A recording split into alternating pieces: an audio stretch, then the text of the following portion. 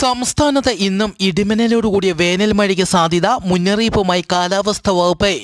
ഇടിമിന്നൽ മൂലമുള്ള അപകടങ്ങൾ കേരളത്തിൽ വർദ്ധിക്കുന്നു.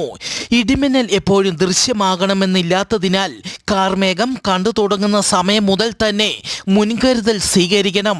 ഈ സമയം സുരക്ഷിത കേന്ദ്രങ്ങളിലേക്ക് മാറണം. ഇടിമിന്നലുള്ളപ്പോൾ ടെറസിന്റെ മുകളിൽ നിൽക്കരുതെന്നും തുറസായ സ്ഥലത്തോ മരങ്ങളുടെ ചുവട്ടിലോ നിൽക്കരുതെന്നും അറിയിച്ചു. ഇടിമിന്നലുള്ളപ്പോൾ ഗ്രഹോപകരണങ്ങളുടെ വൈദ്യുതി ബന്ധം വിച്ഛേദിക്കുക. ഇടിമിന്നലുള്ളപ്പോൾ ടെലിഫോൺ ഉപയോഗിക്കരുതെന്നും അറിയിച്ചു. ഇടിമിന്നലുള്ളപ്പോൾ തുണികൾ എടുക്കാൻ ടെറസിലോ മുറ്റത്തേക്കോ പോകരുതെന്നും മുന്നറിയിപ്പ് നൽകി. മധ്യപ്രദേശിലെ ജബൽപൂരിലെ ബാർഗി പോലീസ് സ്റ്റേഷൻ പരിധിയിൽ ബസ് മറിഞ്ഞ് 3 പേർ മരിച്ചു. 33 പേർക്ക് പരിക്കേറ്റു. അയോധ്യയിൽ നിന്ന് നാഗ്പൂരിലേക്ക് പോകുകയായിരുന്ന ബസ്സാണ് അപകടത്തിൽപ്പെട്ടത്.